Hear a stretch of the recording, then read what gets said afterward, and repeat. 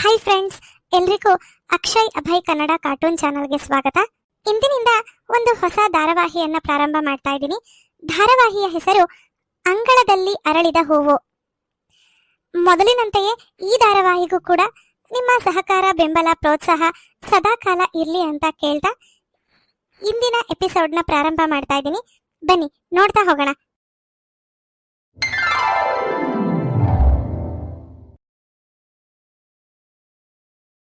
ದಯಾನಂದ, ಚೆನ್ನಾಗಿದ್ಯಾ? ನಿನ್ನ ನೋಡಿ ಎಷ್ಟು ವರ್ಷ ಆಗೋಯ್ತೋ. ಮಂಜು, ನೀನೇನೋ ನನಗ್ ಗುರ್ತೇ ಸಿಕ್ಲಿಲ್ಲ ನೋಡು. ಹೇಗಿದ್ಯೋ? ಇದೇನು ದಿಢೀರ್ ಅಂತ ಊರ್ ಕಡೆ ಬಂದ್ಬಿಟ್ಟಿದ್ಯಾ? ಎಷ್ಟೇ ಆದ್ರೂ ಹುಟ್ಟು ಬೆಳೆದಿದ್ ಊರಲ್ವೇನೋ ದಯಾನಂದ. ಅದು ಅಲ್ದೆ ನಮ್ ತಂದೆ ಇದ್ದಾಗ್ಲೇ ಜಮೀನೆಲ್ಲ ಮಾರ್ಬಿಟ್ಟಿದ್ರು. ಇರೋದೊಂದ್ ಮನೆ, ಅದ್ರ ಬಾಡಿಗೆ ವಸೂಲಿಗಾದ್ರೂ ಬರ್ಬೇಕಲ್ಲಪ್ಪ. ಈಗೆಂತದೋ ಫೋನ್ ಪೇ, ಗೂಗಲ್ ಪೇ ಎಲ್ಲ ಬಂದಿದ್ಯಲ್ಲ. ಆದ್ರೂ ನಮ್ ಹಳ್ಳಿನೆಲ್ಲ ಒಂದ್ಸರಿ ಸುತ್ತಾಡ್ದಂಗ ಆಗತ್ತಾ? ಅದಕ್ಕೆ ಬಂದೆ. ಒಳ್ಳೇದಾಯ್ತು ಕಣ. ನಾನು ದಿನಾ ಬೆಳಗ್ಗೆ ವಾಕಿಂಗ್ ಹೋಗ್ತೀನಿ. ಇದ್ಯಾರಿದು ಟೀ ಅಂಗಡಿ ಹತ್ರ ನಿಂತಿದಾರಲ್ಲ ಅಂತ ಅನ್ಕೊಂಡಿದ್ದೆ. ಅಷ್ಟ್ರಲ್ಲಿ ನೀನೇ ಕೂಗ್ದೆ. ಮತ್ತೆ ನೀನ್ ಹೇಗಿದ್ಯೋ? ನಿನ್ ಮಗ ಹೇಗಿದ್ದಾನೆ? ಹೇಗೋ ಇದೀವಿ ಕಣೋ. ಯಾಕೋ ದಯಾನಂದ, ಏನಾಯ್ತು? ನಿನಗೆ ಗೊತ್ತಲ್ವಾ ಮಂಜು, ನನ್ನ ಹೆಂಡತಿ ಹೋಗ್ಬಿಟ್ಲು ಅಂತ ನಾನು ಇನ್ನೊಂದ್ ಮದ್ವೆ ಮಾಡ್ಕೊಂಡೆ. ಈಗ ಅನಿಸ್ತಿದೆ ಎರಡನೇ ಮದ್ವೆ ಮಾಡ್ಕೊಳ್ಳೇಬಾರ್ದಾಗಿತ್ತು ಅಂತ. ಯಾಕೋ? ನಿನ್ ಎರಡನೇ ಹೆಂಡತಿ ಮಗನ್ನ ಚೆನ್ನಾಗಿ ನೋಡ್ಕೊಳಲ್ವಾ? ಮೊದ್ಲೆಲ್ಲ ಪರವಾಗಿಲ್ಲ, ನೋಡ್ಕೋತಿದ್ಲು. ಅವಳಿಗೆ ಅಂತ ಒಂದ್ ಮಗು ಆಯ್ತು ನೋಡು, ಅವಾಗ್ಲಿಂದ ನಮ್ ಶೇಖರನ್ ಕಡೆ ಗಮನ ಕೊಡೋದೇ ಬಿಟ್ಬಿಟ್ಲು. ನಾನು ಬರೀ ಹೊಲ, ಗದ್ದೆ, ತೋಟ ಅನ್ಕೊಂಡು ಆ ಕಡೆ ಗಮನ ಕೊಟ್ಟೆ. ಪಾಪ, ಅವನನ್ನ ಸರಿಯಾಗಿ ಓದ್ಸಕ್ಕೂ ಆಗ್ಲಿಲ್ಲ. ಈಗ ಅವನು ಹೊಲ, ಗದ್ದೆ ಅಂತ ನೋಡ್ಕೊಂಡಿದ್ದಾನೆ. ಸರಿಯಾಗಿ ಒಂದ್ ಕೆಲ್ಸನೂ ಇಲ್ಲ. ಪಾಪ, ನಿನ್ ಮಗ ತುಂಬಾ ಮೃದು ಸ್ವಭಾವದ ಹುಡುಗ. ಅವನ್ಗೆ ಈ ತರ ಎಲ್ಲ ಆಗ್ಬಾರ್ದಿತ್ತು. ಎರಡನೇ ಹೆಂಡತಿಗೂ ಗಂಡ ಮಗನ ಅಥವಾ? ಇಲ್ಲ, ಹೆಣ್ಮಗಳು. ಅವಳು ಇವಾಗ ಫಸ್ಟ್ PUC ಓದ್ತಾ ಇದ್ದಾಳೆ. ಏನ್ ಮಾಡೋದು, ನನ್ ದುರಾದೃಷ್ಟ. ಹಾಗ್ಯಾಕಂತ್ಯೋ? ಹೆಣ್ಮಕ್ಳು ಹುಟ್ಟಿದ್ರೆ ಅದೃಷ್ಟ ಅನ್ನೋ, ದುರಾದೃಷ್ಟ ಅಂತೀಯಲ್ಲ.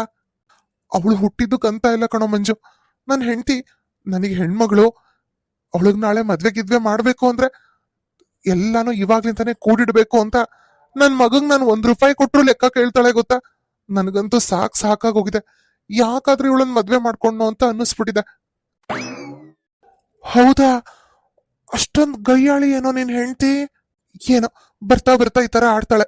ಏನ್ ಮಾಡೋದು ಅಂತಾನೆ ಅರ್ಥ ಆಗ್ತಿಲ್ಲ ಕಣೋ ಮಂಜು. ಪಾಪ, ಶೇಖರಂಗೆ ನಿನ್ನನ್ ಬಿಟ್ಟಿನ್ ಯಾರಿದ್ದಾರೆ?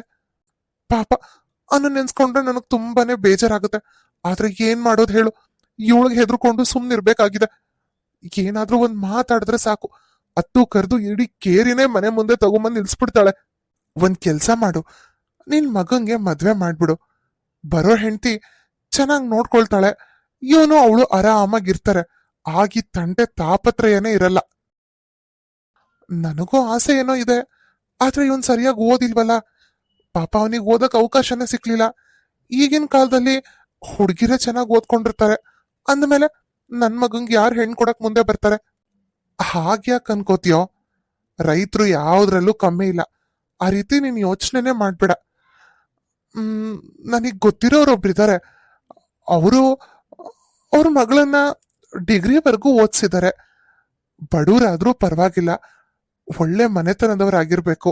ನನ್ ಮಗಳು ಚೆನ್ನಾಗಿರ್ಬೇಕು, ಹುಡ್ಗ ತುಂಬಾ ಒಳ್ಳೆಯವನಾಗಿರ್ಬೇಕು, ಯಾವುದೇ ದುರಭ್ಯಾಸಗಳು ಇರಬಾರ್ದು, ಅಷ್ಟೇ ಅವ್ರ ಇಂಟೆನ್ಷನ್ನು. ನೋಡೋಣ, ನಾನು ಅವ್ರ ಹತ್ರ ಮಾತಾಡ್ಲಾ? ಅಷ್ಟು ಮಾಡಿ ಪುಣ್ಯ ಕಟ್ಕೊಳಪ್ಪ. ಪುಣ್ಯ ಗಿಣ್ಯ ಎಲ್ಲ ಏನು ಬೇಡ. ಬಾ, ಹೇಗೂ ಬಂದಿದ್ಯಾ, ಟೀ ಕುಡಿಯೋಣ. ಅಯ್ಯೋ, ನೀನು ಊರಿಗೆ ಬಂದಿರೋದೇ ಅಪರೂಪ.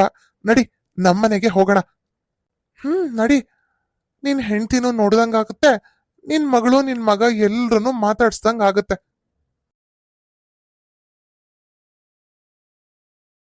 ಕೂತ್ಕೊಳ್ಳೋ ಮಂಜು. ಸೌಭಾಗ್ಯ, ಸೌಭಾಗ್ಯ, ಇವನು ಮಂಜು ಅಂತ. ಚಿಕ್ಕ ವಯಸ್ಸಿಂದ ನಾನು ಇವನು ಒಟ್ಟಿಗೆ ಆಡಿ ಬೆಳೆದವರು. ಈಗ ಪೇಟಲಿದ್ದಾನೆ. ಅದೇ, ಇಲ್ಲಿ ಕಡೆ ಮನೇಲಿ ಒಬ್ರು ಬಾಡಿಗೆಗೆ ಬಂದಿದ್ದಾರೆ ನೋಡು ಹೊಸದಾಗಿ. ಆ ಮನೆ ಇವಂದೆ. ಓಹ್ ಹೌದಾ, ನಮಸ್ತೆ. ನಮಸ್ತೆ. ಎಲ್ಲಿ ಶೇಖರ ಕಾಣಿಸ್ತಾನೆ ಇಲ್ಲ? ಶೇಖರನ್ ಹೆಸರು ಕೇಳಿದ ತಕ್ಷಣನೇ ಸೌಭಾಗ್ಯಂಗೆ ಕೋಪ ಬರತ್ತೆ. ಅಲ್ಲ, ಈ ಭಯ್ಯ ನನ್ನನ್ ಮಾತಾಡ್ಸಕ್ ಬಂದಿದಾನ ಅಥವಾ ಶೇಖರನ್ ನೋಡಕ್ ಬಂದಿದಾನ? ನೀವ್ ಹೇಗಿದ್ದೀರಾ, ನಿಮ್ ಮಗಳು ಹೇಗಿದ್ದಾಳೆ ಅಂತ ಕೇಳದ್ ಬಿಟ್ಬಿಟ್ಟು ಶೇಖರ ಎಲ್ಲಿ ಅಂತ ಕೇಳ್ತಾ ಇದ್ದಾನೆ. ಅದು ಒಂದಿಷ್ಟು ಗುಲಾಬಿ ಗಿಡಗಳನ್ನ ನೆಡು ಅಂತ ಹೇಳಿದ್ದೆ. ಹಿತ್ಲ ಕಡೆ ಗಿಡ ನೆಡ್ತಾ ಇದ್ದಾನೆ. ಒಂದ್ ನಿಮಿಷ ಕಳಿಸ್ತೀನಿ. ಶೇಖರ, ಬೇಗ ಬಾಪ್ಪ. ಓಹೋ ಮಂಜು ಅಂಕಲ್, ಯಾವಾಗ ಬಂದ್ರಿ? ಚೆನ್ನಾಗಿದ್ದೀರಾ? ನಾನ್ ಚೆನ್ನಾಗಿದ್ದೀನಪ್ಪ, ನೀನ್ ಹೇಗಿದ್ಯಾ? ನಾನು ಚೆನ್ನಾಗಿದ್ದೀನಿ. ಇದೇನಿದು ದಿಢೀರ್ ಅಂತ ಊರ್ ಕಡೆ ಬಂದ್ಬಿಟ್ಟಿದ್ದೀರಾ? ನಿಮ್ಮನ್ನ ನೋಡಿ ತುಂಬಾ ದಿನಗಳಾಗಿತ್ತು. ಮನೆ ಬಾಡ್ಗೆ ಕೊಟ್ಟಿದೀವಲ್ಲ, ಬಾಡ್ಗೆ ವಸೂಲಿಗೆ ಅಂತ ಬಂದಿದ್ದೆ. ಹಾಗೆ ಎಷ್ಟೇ ಆದ್ರೂ ಹುಟ್ಟಿ ಬೆಳೆದು ದೂರ ಅಲ್ವಾ, ಒಂದ್ಸರಿ ಎಲ್ರನ್ನೂ ಮಾತಾಡ್ಸ್ದಂಗಾಗುತ್ತೆ ಅಂತ ಬಂದೆ. ಒಳ್ಳೇದಾಯ್ತು. ಅಣ್ಣ, ನಾನ್ ರೆಡಿ. ಮಂಜು, ಇವಳೆ ನನ್ ಮಗಳು ಶರಣ್ಯ ಅಂತ. ಹೇಗಿದ್ಯಮ್ಮ? ನಾನ್ ಚೆನ್ನಾಗಿದ್ದೀನಿ. ಅಣ್ಣ ನಡಿ, ಬೇಗ ಹೋಗೋಣ, ಬಸ್ ಮಿಸ್ ಆದ್ರೆ ಕಷ್ಟ. ಅದು ಅವಳು ಪೇಟೆಲ್ ಓದ್ತಾ ಇದ್ದಾಳೆ. ಇಷ್ಟ ದಿನ ಓದಕ್ಕೆ ಅಂತ ರಜೆ ಕೊಟ್ಟಿದ್ರಂತೆ, ಅದಕ್ಕೆ ಬಂದಿದ್ಲು. ಮುಂದಿನ ವಾರ ಏನೋ ಎಕ್ಸಾಮ್ ಅಂತೆ. ಈಗ ಇವನ್ ಹೋಗಿ ಬಸ್ ಹತ್ತಿಸ್ಬಿಟ್ಟು ಬರ್ತಾನೆ. ಸರಿ ಅಂಕಲ್, ನಾನು ಹೋಗಿ ಅವಳನ್ನ ಬಸ್ ಹತ್ತಿಸ್ಬಿಟ್ಟು ಬರ್ತೀನಿ. ಆಮೇಲೆ ಮಾತಾಡೋಣ. ಸರಿ, ಹೋಗ್ಬಪ್ಪ. ಅವಳ್ದೆಲ್ಲ ಅವ್ರ ಅಮ್ಮನ್ ಗುಣನೇ ಕಣೋ. ಯಾರಾದ್ರೂ ಮನೆಗ್ ಬಂದ್ರೆ ಅವ್ರನ್ನ ಪ್ರೀತಿಯಿಂದ ಮಾತು ಆಡ್ಸಲ್ಲ. ಏನೋ ಏನೋ ದಯಾನಂದ ಇದು, ನಿನ್ ಮಗ ಈ ಮನೇಲಿ ಕೆಲಸದವನಾಗಿದ್ದಾನಲ್ಲೋ. ಏನ್ ಮಾಡೋದ್ ಹೇಳು, ಎಲ್ಲ ಇವಳು ದರ್ಬಾರೆ. ನಂದು ಏನೂ ನಡೀತಾ ಇಲ್ಲ. ನಮ್ ಶೇಖರ ತುಂಬಾ ಚಿಕ್ಕವನು, ನನಗಂತೂ ಅವನನ್ನ ನೋಡ್ಕೊಳಕ್ಕೆ ಆಗ್ತಿರ್ಲಿಲ್ಲ. ಹೊಲ ಜಮೀನು ಮನೆ ಎಲ್ಲ ಇವಳ ಹೆಸರಿಗೆ ಬರೆದ್ರೆ ಇವಳನ್ನ ಕೊಡ್ತೀವಿ ಅಂತ ಇವ್ರ ತಂದೆ ತಾಯಿ ಹೇಳಿದ್ರು. ನನಗೆ ನನ್ನ ಮಗನ್ ಸುಖ ಸಂತೋಷದ ಮುಂದೆ ಅವಾಗ ಏನು ಬೇಕಾಗಿರ್ಲಿಲ್ಲ. ಅದಕ್ಕೆ ಆಯ್ತು ಅಂತ ಎಲ್ಲ ಇವಳ ಹೆಸರಿಗೆ ಮಾಡ್ದೆ. ಅವಳಿಗೊಂದ್ ಮಗು ಆಗೋವರೆಗೂ ನಮ್ ಶೇಖರನ್ ಚೆನ್ನಾಗಿ ನೋಡ್ಕೊಂಡ್ಲು. ಆಮೇಲೆ ಈ ತರ. ಛ ದಯಾನಂದ, ನಿನ್ ಪರಿಸ್ಥಿತಿ ನೋಡ್ತಾ ಇದ್ರೆ ನನಗ್ ತುಂಬಾ ಬೇಜಾರಾಗ್ತಿದೆ ಕಣೋ. ಅಲ್ಲ ಕಣೋ, ಹೇಗಿದ್ದವ್ ನೀನು, ಇವಾಗ ನೋಡಿದ್ರೆ ಎಲ್ಲ ಬರಿಗೈ ಮಾಡ್ಕೊಂಡ್ ಕೂತಿದ್ಯಲ್ಲ.